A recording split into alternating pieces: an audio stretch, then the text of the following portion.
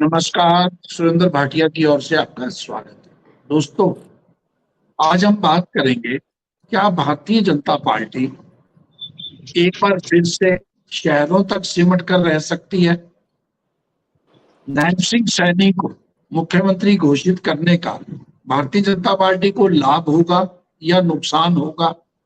क्या भारतीय जनता पार्टी सामूहिक नेतृत्व पर भी जा सकती है? अगर ऐसा लगता है कि अमित शाह जी के एक बार अनाउंस करने के बाद भारतीय जनता पार्टी के बड़े नेता इस पर मंथन कर रहे हैं और इस बात को बहुत ज्यादा हवा नहीं दे रहे कि नैब सिंह सैनी ही अगले मुख्यमंत्री होंगे। हम इसी पे बात करेंगे और हमारे साथ हैं प्रेम जी, पूर्व अधिकारी कुरुक्षेत्र से, राजनीति के जानकार। नमस्कार, स्वागत है। महेंद्र जी, हरिभूमि टीवी के संपादक रोहतक से, आपका भी स्वागत है पंडित जी। और आंकड़ों के जानकार महावीर सारन डबवाली से, जिन्होंने 2014 में पहली बार एक सर्वे किया था और चुनाव से पहले मेरे समाचार पत्र में पल पल में इन्होंने सीट वाइज छापा था। भारतीय जनता पार्टी 49 सीटें जीतने जा रही है, 47 सीटें जीती थी। हमें भी विश्वास नहीं होता था कि भारतीय जनता पार्टी, जिसका हजका के साथ 2014 के चुनाव में, लोकसभा चुनाव में हजका के साथ समझौता था, जिसमें हजका दोनों सीट सिरसा और हिसार की हार गई थी, इनेलो 2 सीटें जीती थी, सिरसा और हिसार और रोहतक दीपेंद्र हुड्डा जीते थे और बाकी 7 सीटें भारतीय जनता पार्टी जीती थी। उसके बाद अचानक भारतीय जनता पार्टी हजका अलग हुए और जिस भारतीय जनता पार्टी के पास हमारे जैसे जो विशेषज्ञ अपने आप को समझते हैं, वो ये मानते थे उनके पास 90 उम्मीदवार नहीं है, वो 47 सीटें जीत के आए। हम इसी पे बात करेंगे और सबसे पहले महावीर जी, क्या जी क्या आकलन है आपका? इस बार लोकसभा चुनाव में मोदी लहर के बावजूद केवल शहरी सीटों पर भारतीय जनता पार्टी जीत पाई। विधानसभा चुनाव में क्या हालत रहेगी, आपका क्या आकलन है? छोटा सा ओपनिंग कमेंट्स और फिर हम इस पे डिटेल में बात करें। देखो भाटिया जी, ऐसा है कि भारतीय जनता पार्टी 1980 में जब इसकी स्थापना हुई और उसके बाद में ये लगभग ज्यादातर चुनाव इन्होंने जो है एक जूनियर पार्टनर के रूप में ही लड़े, चाहे वो लोकदल, इंडियन नेशनल लोकदल या हरियाणा विकास पार्टी थी।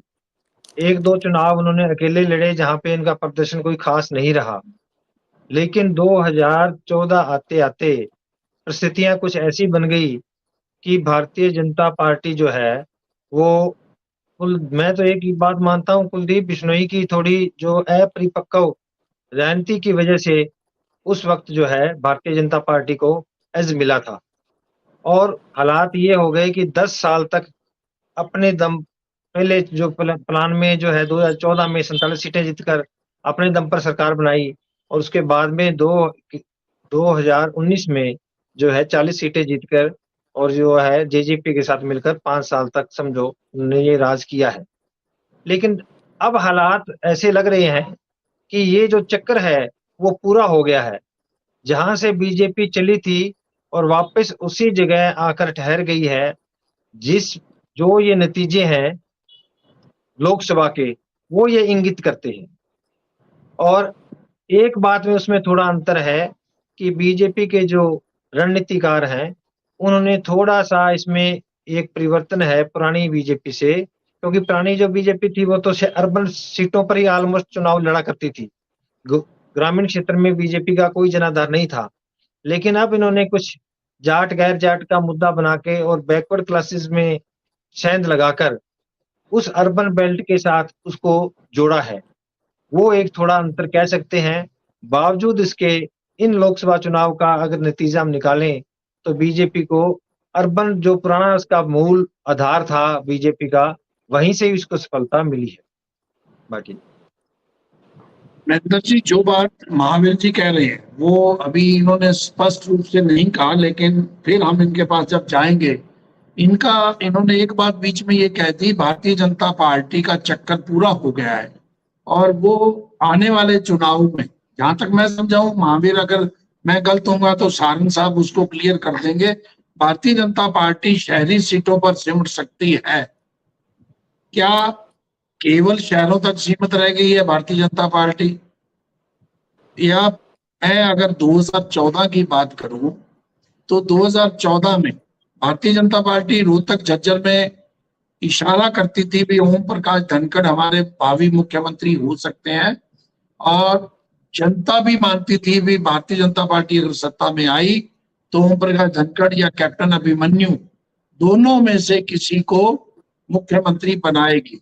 वहीं महेंद्रगढ़ नांदौर में जो थे, राव इंद्रजीत नए नए आए थे, रामविलास शर्मा महानेता थे, अंबाला करनाल में अनिल विज और मनोहर लाल थे।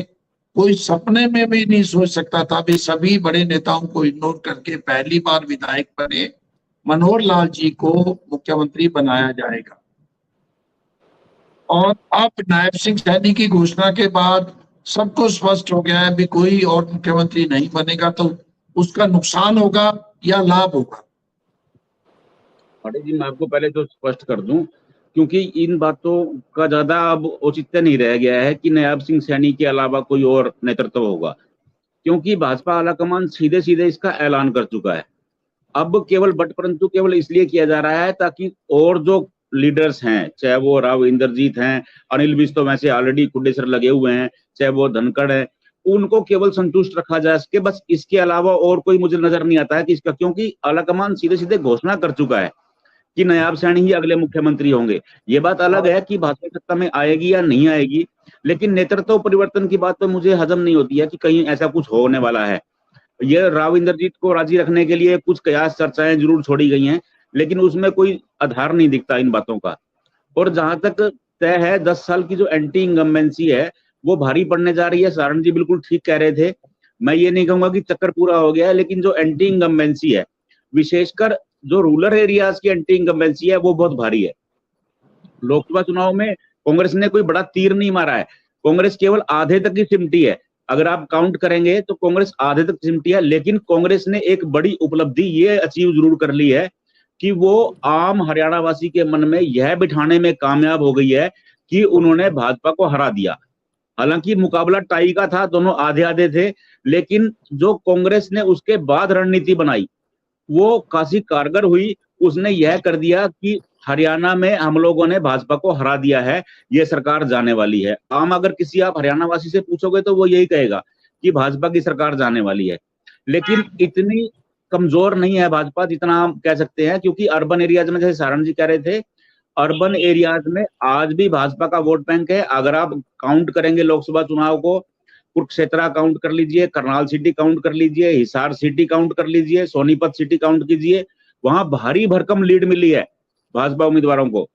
तो ऐसे जो डिस्ट्रिक्ट हेडक्वार्टर की सीटें हैं, चाहे वो फरीदाबाद की सिटी है, चाहे वो पलवल सिटी की बात है, तो जो डिस्ट्रिक्ट हेडक्वार्टर की सीटें हैं वहां भाजपा ने अच्छा किया है। अगर कांग्रेस अपना उम्मीदवार या अपने पैमाने पर कैंडिडेट नहीं उतारती, जैसा लोकसभा चुनाव में उन्होंने अच्छे कैंडिडेट दिए थे, अगर थोड़ा सा भी इधर उधर होता है तो पासा पलट सकता है, इसमें कोई तो राय नहीं है। और जिस तरह से नायब सैनी घोषणाएं कर रही हैं, मैं एक बात इसमें और ऐड कर दूं, क्योंकि उसका कोई ज्यादा फ्रूटफुल रिजल्ट आता मुझे दिख नहीं रहा है, क्योंकि घोषणाएं तो लगातार हो रही हैं, एक दिन के बाद एक दिन घोषणाएं। अब कल दोबारा एक खबर आ गई है कि मंत्रिमंडल की अगली बैठक फिर होने वाली है, तो लेकिन ये घोषणाएं वैसी घोषणाएं लग रही हैं जो चन्नी कर रहे थे पंजाब में। तो जब तक इनका ग्राउंड पे असर नहीं दिखाई देगा तब तक इसको भाजपा को फायदा होता दिख नहीं रहा है। और रूरल एरियाज में खासकर जो एक लहर चली है रूरल एरियाज में कांग्रेस के पक्ष में, वो खासी प्रभावी नजर आती है। ठीक है जी। प्रेम जी, जो बात महावीर जी ने कही और जो बात महेंद्र जी ने कही, आप इसमें क्या जोड़ेंगे? क्या होने जा रहा है? क्या कांग्रेस पार्टी? हाँ जी। कांग्रेस पार्टी ने, जैसा पंडित जी बता रहे हैं, एक हवा बनाने का काम तो जरूर किया है, परंतु भारतीय जनता पार्टी उतनी कमजोर नहीं हुई है जितना आकलन किया जा रहा है। आज चाहे लोकसभा चुनाव के परिणाम की समीक्षा कर ले या ग्राउंड पे जाकर के भी अगर आप देखेंगे, आपने कहा कि शहरी और ग्रामीण क्षेत्रों का एक विभाजन सा आपने करके दिखाया। मैं आपकी जानकारी के लिए बता दूं कि कुछ कॉन्स्टिट्यूएंसीज ऐसी हैं जहां शहर या कस्बे बहुत कम है। मैं उदाहरण दूंगा नागर चौधरी का, मैं उदाहरण दूंगा आपको आपके नजदीक उकलाना का, या सर 21 सीटें ऐसी, नारनौंद का 21 सीट ऐसी हैं जिसमें अर्बन एरिया नहीं है। नहीं है। मैं उन सीटों का मैं ये कह रहा हूँ कि वहां भी उनका जनाधार अगर बना है। अब भवानीखेड़ा में कितने अर्बन पॉपुलेशन को मानते हो? ऐसी ऐसी कॉन्स्टिट्यूएंसी में भारतीय जनता पार्टी ने जड़ें मजबूत की हैं। और पूरे हरियाणा का जब आप 90 सीटों का आंकलन करते हो, ऐसा नहीं है कि शहरी क्षेत्रों में भारतीय जनता पार्टी बहुत मजबूत है। एक समय ऐसा भी था कि हरियाणा के लगभग हर शहर में भारतीय जनता पार्टी हार गई थी। और इंडियन नेशनल लोकदल, जो जिसको ग्रामीण पार्टी हमेशा ही कहा जाता था, इंडियन नेशनल लोकदल कुरुक्षेत्र, कैथल, फतेहाबाद, आपके हिसार और सिरसा तक, ये सारे शहरों में इंडियन नेशनल लोकदल जीतने में कामयाब हुई थी। उसमें हांसी को भी आप शामिल कर लें। मैं ये कहता हूँ कि एक लहर जब बनती है किसी की भी, तो फिर वो कोई सी भी पार्टी आप लोग उस पर बह जाते हैं। आज जो ये आपका जो एक आंकलन है कि शहरों तक सीमित हो जाएगी, अब वैसा नहीं है। भारतीय जनता पार्टी के पास काडर है, परंतु क्योंकि सरकार 9.5 साल में कोई ज्यादा सफल नहीं रही और एंटी इनकम्बेंसी फैक्टर बिल्कुल साफ साफ नजर आता है। फिर भी कास्ट कम्बिनेशन और वो जब आप करते हो तो 2-3 नेताओं का आपने जिक्र किया। राव इंद्रजीत को नाराज करने का रिस्क मैं समझता हूँ कि भारतीय जनता पार्टी नहीं ले सकती, क्योंकि 11-12 सीटें ऐसी हैं जिन पे उनका सीधा सीधा प्रभाव है। और उसी तरह से आपने जिक्र किया, देखिए, अगर अनिल विज जी की आप बात करते हैं, अनिल विज जी का मैं समझता हूं कि उनकी पारी लगभग समाप्त हो चुकी है। और इस बार अंबाला में भी आप शहरी क्षेत्रों की बात कर रहे हो, उनकी स्थिति बहुत अच्छी नहीं है। अगर आपके अभी के परिणाम भी देखेंगे तो सारे परिणामों पे नजर डाल के देखिए, बहुत से शहरी क्षेत्र ऐसे हैं जहां कांग्रेस को बड़ी लीड मिली है। आप अपने शहर से अंदाजा लगा लीजिए, आपके 9 के 9 असेंबली सेगमेंट्स में कांग्रेस जीती है। भारतीय जनता पार्टी यहाँ पिछली बार भी खाता नहीं खोल पाई थी सिरसा में। मुझे नहीं लगता कि आगे भी कोई ऐसी स्थिति है कि आपके शहर में भारतीय जनता पार्टी, अगर आप समझते हैं कि गोपाल कांडा जी या गोविंद कांडा जी के आ जाने से भारतीय जनता पार्टी में, मुझे तो ऐसा लगता नहीं है कि गोपाल कांडा जी ऐसी कोई गलती करेंगे भी, वो अपनी पार्टी का उसमें विलय नहीं करेंगे। और पूरे हरियाणा में जब आप चले जाएंगे फरीदाबाद और गुड़गांव तक भी, गुड़गांव में भी ऐसी कॉन्स्टिट्यूएंसी है। अब पटौदी एक विधानसभा क्षेत्र है, वहां आप जाएंगे तो कितने बड़े शहर है, उसमें कोई एक छोटे कस्बे अगर हैं तो उनको आप शहर नहीं कह सकते। उन विधानसभा क्षेत्रों में भी भारतीय जनता पार्टी ने इनरोड्स बनाए हैं, वहां उनका आधार बढ़ा है। और मैं समझता हूं कि अगर कुछ परिणाम प्रभावित होते हैं तो वो रूरल और अर्बन दोनों में ही कहीं ना कहीं एक, अगर कोई लहर बनती है तो लहर की बात आज बेशक दिखावा है लहर का, परंतु लहर जैसी बात हरियाणा के किसी भी क्षेत्र में नहीं है। आप जब क्षेत्र वाइज इसको एनालाइज करोगे तो सिरसा, हिसार, फतेहाबाद की स्थिति कुछ अलग तरह की है, रोहतक, सोनीपत, झज्जर की स्थिति कुछ और तरह की है। आप जब चले जाएंगे गुड़गांव, महेंद्रगढ़ में, रेवाड़ी में, तो आपको वहाँ भारतीय जनता पार्टी नजर आएगी, चाहे आप ग्रामीण क्षेत्र में जाए चाहे शहरी क्षेत्रों में जाए। फरीदाबाद के बहुत सारे इलाके ऐसे हैं जिसमें सिर्फ ग्रामीण क्षेत्र है। बड़खल में कहीं भी कोई ज़्यादा बड़ा शहरी क्षेत्र नहीं आता और वहाँ भारतीय जनता पार्टी का बहुत अच्छा आधार है। अभी भी वहाँ विधायक हैं। टिगांव ऐसी सीट है, बहुत सारी सीटें मैं आपको गिनवा सकता हूँ जिनमें अब सारे के सारे उनको रूरल और अर्बन में बांट के देखना, तो मैं समझता हूँ कि कहीं ना कहीं आपके आंकलन में चूक है। और भारतीय जनता पार्टी के वोट बैंक में सेंध मारी जरूर हुई है। दूसरा, आपने कहा कि नायब सिंह जी के आने से या उनको डिक्लेयर कर देने से फर्क पड़ेगा या भारतीय जनता पार्टी उस पर पुनर्विचार कर सकती है। मैं समझता हूं कि अगर भारतीय जनता पार्टी इस पर पुनर्विचार करती है तो भारतीय जनता पार्टी को सीधा सीधा नुकसान होगा। बेशक उनके क्षत्रप जिनका आप नाम ले रहे हैं उसमें नाराज लोगों की संख्या भी बहुत बड़ी है, परंतु और लगभग सारे उनसे वरिष्ठ भी हैं, चाहे वो अनिल जी की बात करो, राव इंद्रजीत की बात करो, आप कैप्टन अभिमन्यु की बात करो या धनखड़ जी की बात करो, एक सिर्फ बराड़ा जी जो हैं उनको मान सकते हो एक पूर्व प्रदेश अध्यक्ष जो उनकी हाँ में हाँ मिलाने वाले हैं। बाकी सारे के सारे तो कहीं ना कहीं असंतुष्ट लॉबी आपको नजर आएगी। परंतु मैं आज भी ये मानता हूं कि भारतीय जनता पार्टी अब सामूहिक नेतृत्व का निर्णय लेने में सक्षम नहीं होगी, क्योंकि जब एक बार अनाउंस कर दिया और उस समाज को नाराज करना भी इतना आसान नहीं है, क्योंकि वो पिछड़े वर्ग को रिप्रेजेंट करते हैं। हालांकि राव इंद्रजीत और उनको भी आप ओबीसी का नेता मानते हो, दो बड़े नेताओं को छोड़ करके इग्नोर करके आप, क्योंकि अनिल विज साहब ने तो उस दिन विधायक दल की बैठक में ही कह दिया था कि अगर आपको ओबीसी बनाना है तो कंवरपाल जी यहाँ बैठे हैं, तो ऐसे नाम लेकर के कहीं ना कहीं ये बात पहले हो चुकी है। ये जो अंदर की बातें जब आती हैं बाहर निकल के, तो ये असंतोष तो उन विधायकों में भी है, उन नेताओं में भी है जो बहुत वरिष्ठ थे, परंतु भारतीय जनता पार्टी ऐसा कोई आत्मघाती कदम इस स्टेज पर मैं समझता हूँ नहीं उठाई। ठीक है प्रेम जी, एक मैं महावर जी के पास जाने से पहले एक चीज बता दूं। मेरे पास 2014 से अब तक के जो वोट प्रतिशत के आंकड़े हैं उनके अनुसार देखें तो हर बार लोकसभा चुनाव के बाद भारतीय जनता पार्टी का वोट प्रतिशत कम हुआ है जी।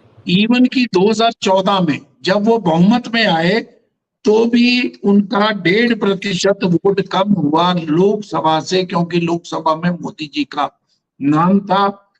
आपको मैं बता दूं कि 2014 में भारतीय जनता पार्टी ने भाटिया जी 2014 से पहले कभी 2, कभी 4, कभी 6 और मैक्सिमम 17 सीटें भारतीय जनता पार्टी हरियाणा में जीती थी, वो भी किसी न किसी समझौते में। अपने दम पर पे भारतीय जनता पार्टी ने जब भी चुनाव लड़ा 14 से पहले का, 14 में भी क्योंकि उनका अलायंस लोकसभा में था और उसका प्रभाव रहा, जैसे आपको महावीर जी ने बताया। मैं एक बात प्रेम जी आपके पास फिर आएंगे, मैं आपको थोड़ा सा वोट प्रतिशत के साथ एक बात और बता दूं। 2014 में जैसे ही हजका से जैसे ही गठबंधन टूटा, भारतीय जनता पार्टी के उस समय के प्रधान होते थे हमारे प्रोफेसर गणेशी लाल जी, प्रदेश अध्यक्ष थे, और महावीर जी को पता है ये महावीर जी ने उस रामविलास जी थे उस अध्यक्ष, रामविलास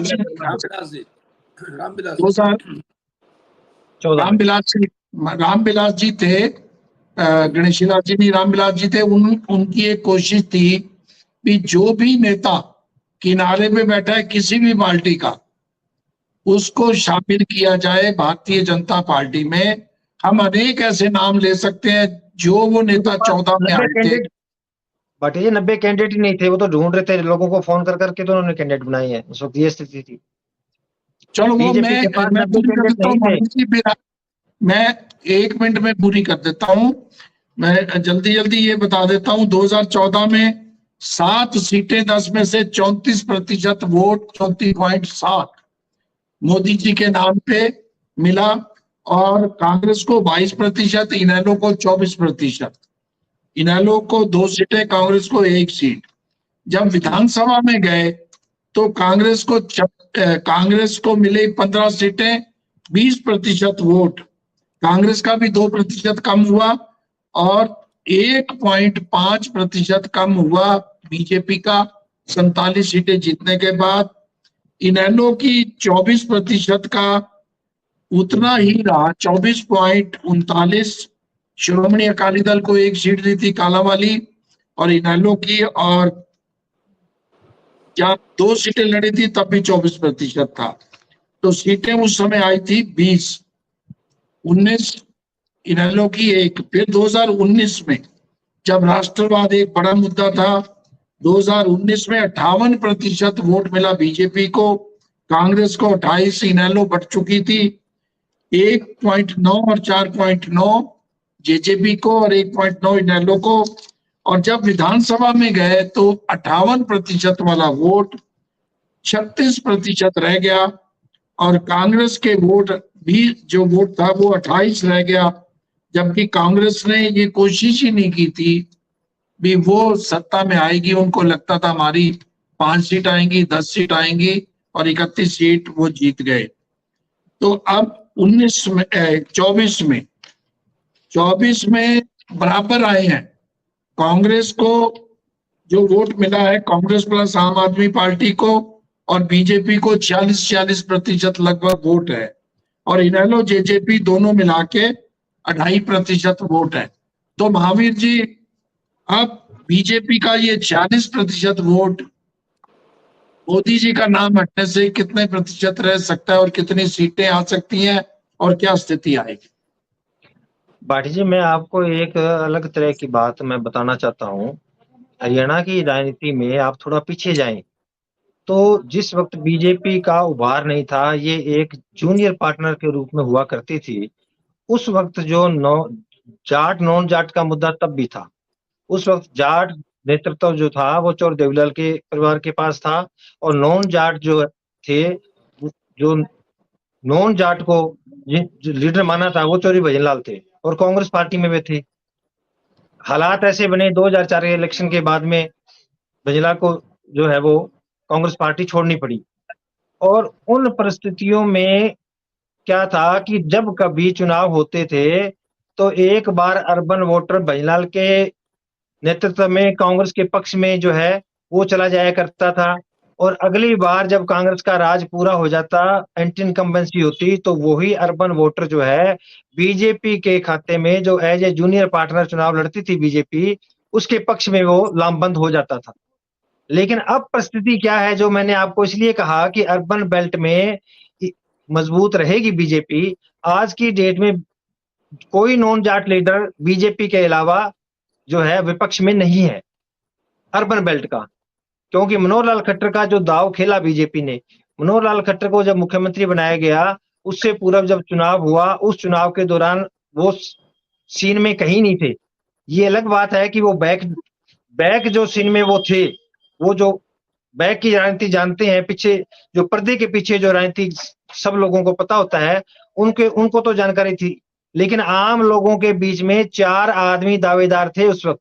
रामविलास शर्मा मुख्यमंत्री पद के गंभीर दावेदार थे, जो 2 जाट लीडर थे वो बड़े गंभीर दावेदार थे। और एक बात मैं आपको और बता दूं, अभी ये राजनीति है, इसमें कुछ भी संभव है, इसमें कुछ भी संभव है।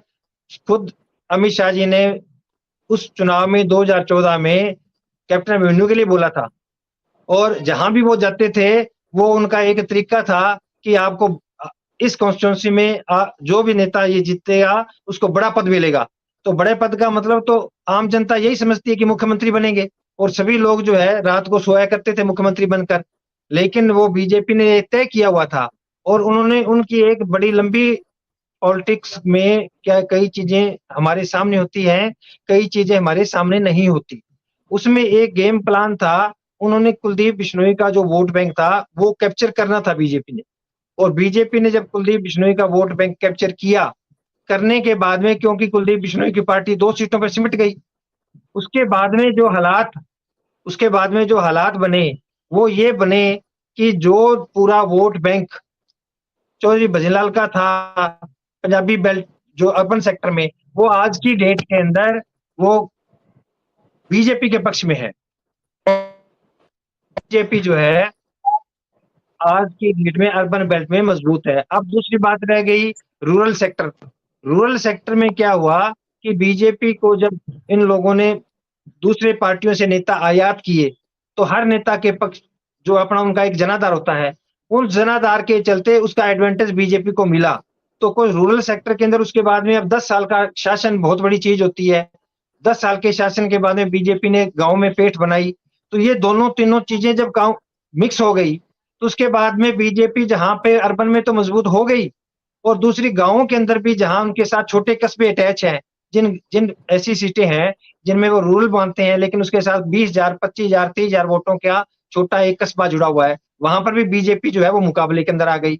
अब इन हालातों में बीजेपी चाहे कितना ही 10 साल का एंटी इनकम्बेंसी हो, लेकिन हालात क्या बने हैं, बीजेपी 10 साल के राज के बाद में उनका एक धड़ा, एक गुट जो है वो पूरे प्रदेश की 90 कॉन्स्टिट्यूंसी के अंदर बन गया है। और दूसरा, इनेलो या लोकदल का जो पतन हुआ है, उसका भी फायदा जो है वो बीजेपी ने उठाया है। और इन हालातों में बीजेपी कोई ज्यादा मुकाबले से बाहर नहीं मानते हम। ज्यादा बड़ी ऐसी हालात नहीं है कि कांग्रेस पार्टी को बहुत बड़ी एज मिल रही है, क्योंकि कांग्रेस पार्टी के अंदर भी जब टिकटों का बंटवारा होगा और वो जब टिकटें आज की तारीख में हर कॉन्स्टिट्यूंसी में 5, 6, 7, 8 उनके उम्मीदवार है, प्रभावी या जैसे गंभीर उम्मीदवार है, जब एक को टिकट मिलेगी तो वो सब भगदड़ मचेगी और उसमें कुछ बीजेपी में भी जाएंगे, जैसे अभी लोकसभा में आपने देखा, और वो आप में भी जाएंगे, इनेलो में भी जाएंगे, जेजेपी में भी जाएंगे। तो वो सारा डेंट लगेगा कांग्रेस पार्टी को, और बीजेपी इसी पैटर्न पे चल रही है।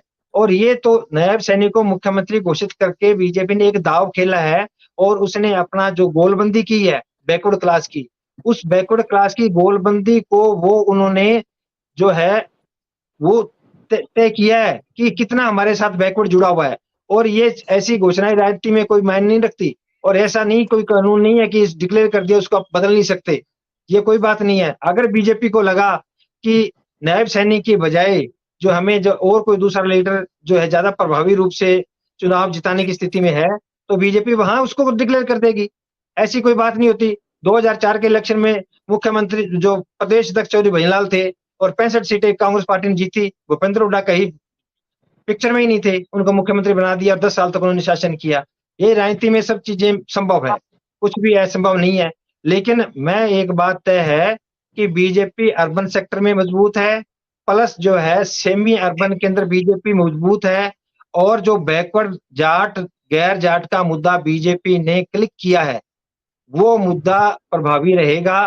प्लस जो पंजाबी बरादरी है, मुख्यमंत्री 9.5 साल तक मनोहर लाल जी रहे, वो कभी एक जमाने में भजनलाल के पक्ष में जो मतदान किया करती थी, आज पूर्ण रूप से वो बीजेपी के साथ खड़ी है। ये सारे फैक्टर बीजेपी के पॉजिटिव जो है वो आज लग रहे हैं।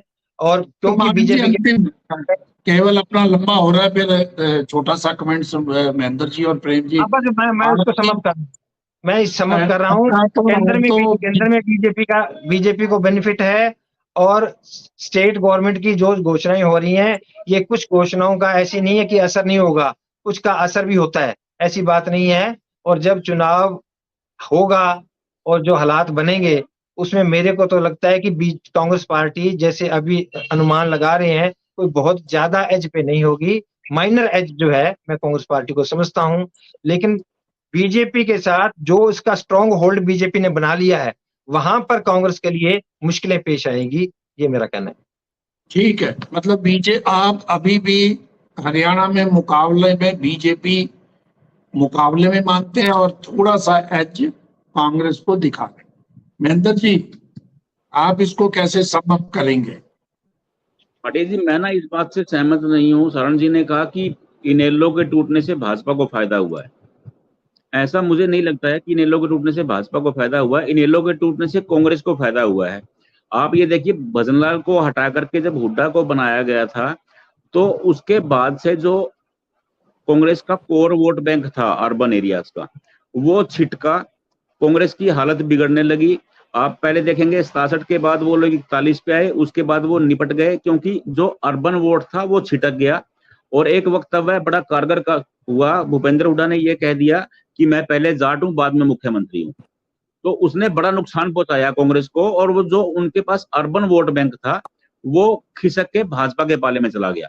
लेकिन कांग्रेस की लॉटरी तब लगी जब इनेलो टूटी।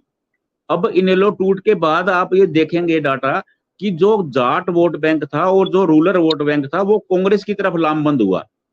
तो मैं इस बात से सहमत नहीं हूं। इन्होंने कहा कि इनेलो के टूटने से भाजपा को फायदा हुआ। इनेलो के टूटने से भाजपा को फायदा नहीं हुआ, कांग्रेस को फायदा हुआ। अगर इनेलो आज होती अपनी स्थिति में, तो भाजपा को कोई कुछ बिगाड़ने वाला था नहीं। वो आराम से, इस बार भी आराम से सरकार बनाती। लेकिन दुर्भाग्य रहा कि इनेलो टूट गई और दुष्यंत भाजपा के साथ चले गए। उससे उनके वोट बैंक में जो नाराजगी आई वो खिसक करके कांग्रेस की तरफ चला गया। तो इसका कांग्रेस के पास केवल यही बेनिफिट है, क्योंकि उसे रूरल एरियाज में उसे अच्छा वोट बैंक मिल रहा है, अच्छा रिस्पॉन्स मिल रहा है। और अर्बन एरियाज में कुछ एक एरिया ऐसे हैं, अगर आप खाली रोहतक का लगाएंगे, झज्जर लगाएंगे, तो ये 2 डिस्ट्रिक्ट्स हैं, सोनीपत भी नहीं है उसमें। सोनीपत अर्बन में भारी कांग्रेस को, भाजपा को लीड मिली थी। तो जो कुछ एक एरियाज ऐसे हैं, अंबाला में भी कांग्रेस जीती, लेकिन वहां के कारण अलग थे। अनिल विज की नाराजगी है, असीम गोयल के खिलाफ जो लोगों का विरोध है, तो उसके कारण वो जीत गई। और सिरसा का जो जीत का स्ट्रक्चर था वो भी अलग तरह का था। राहुल सेतिया और कांडा के बीच का जो द्वंद था वो समझ में नहीं आया। और दूसरा, इनेलो कैंडिडेट वहां कुछ कर नहीं पाया। इनेलो ने जो कैंडिडेट उतारा वो शैलजा के समर्थन के लिए ही उतारा, वो सबको दिख रहा था, तो वो शैलजा को उसका फायदा मिला। बाकी जो अर्बन एरियाज हैं हरियाणा के, आप किसी भी एरिया में देखेंगे तो वहां भाजपा भारी है, इसमें कतई दो राय नहीं है।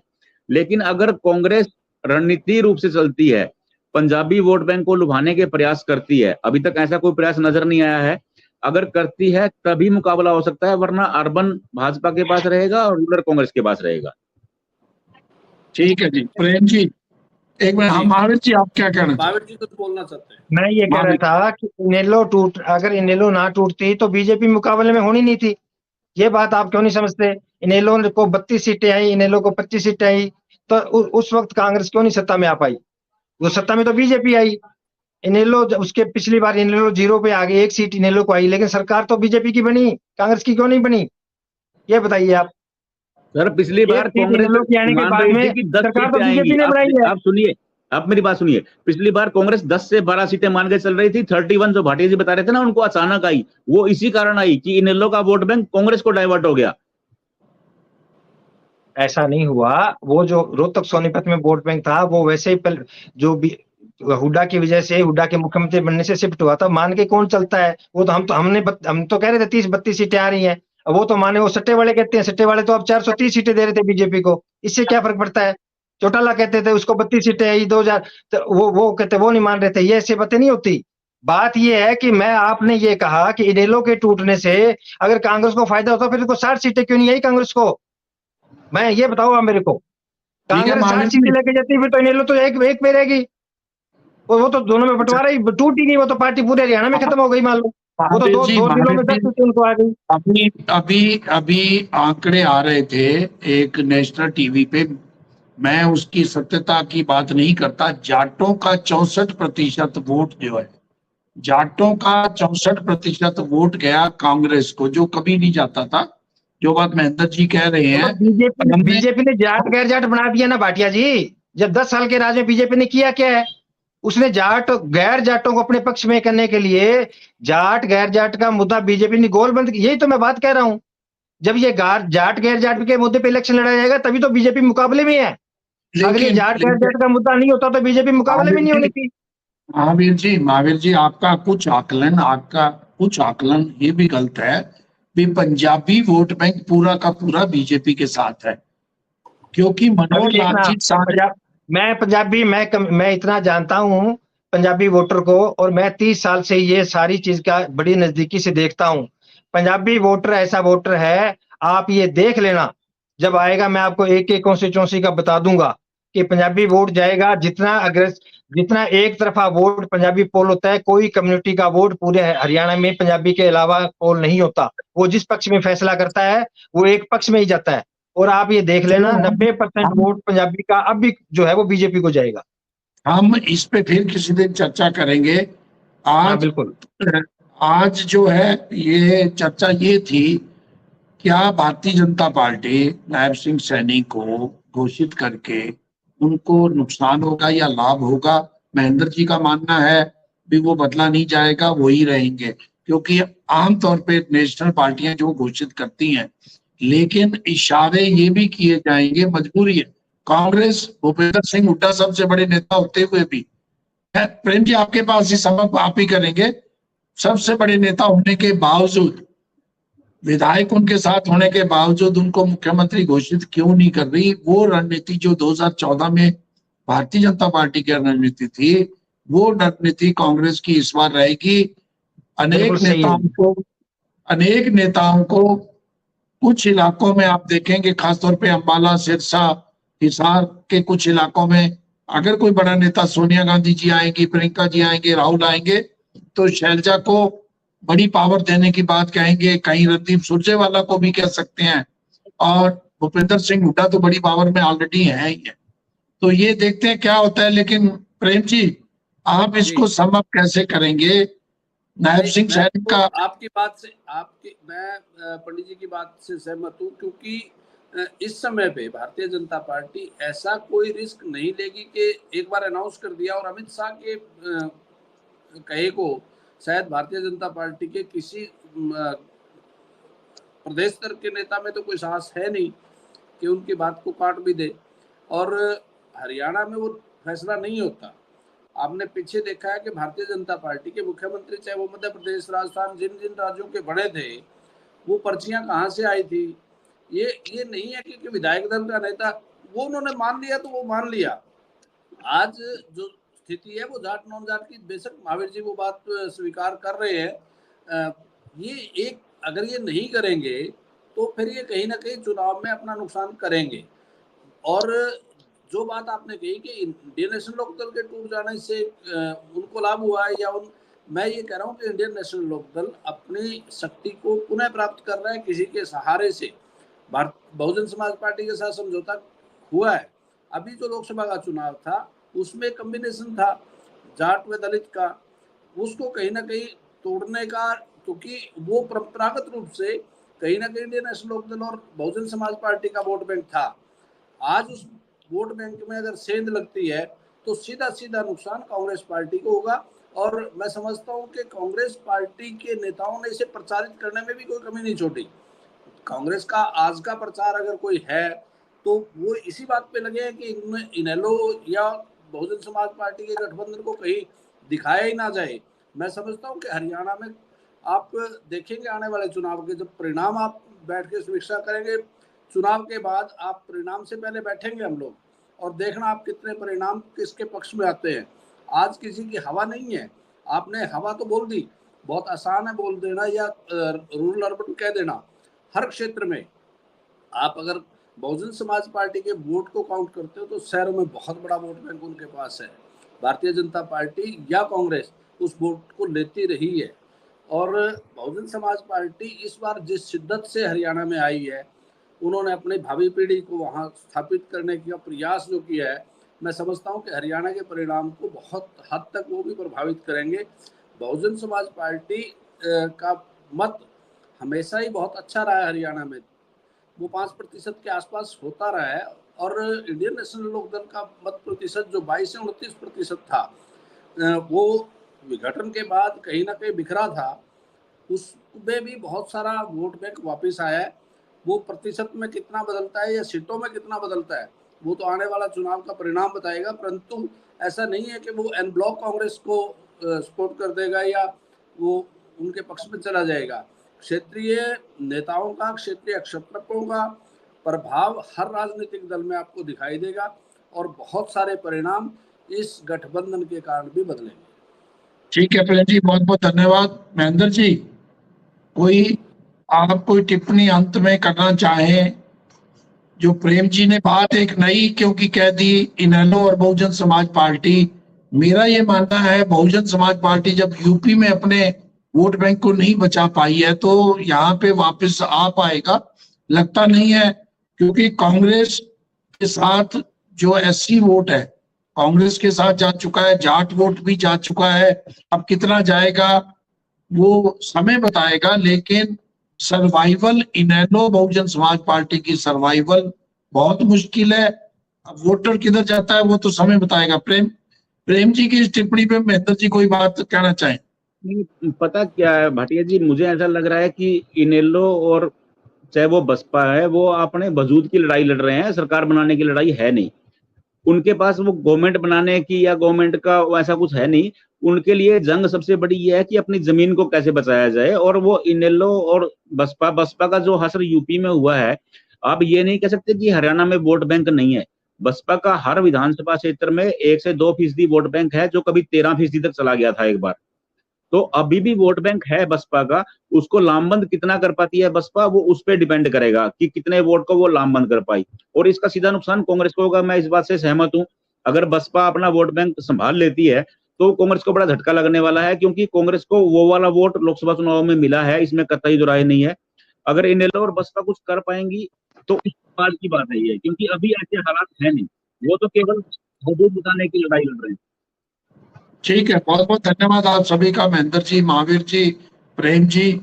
और हम इलेक्शन तक फिर बात करते रहेंगे, देखते हैं क्या होता है। धन्यवाद बहुत बहुत।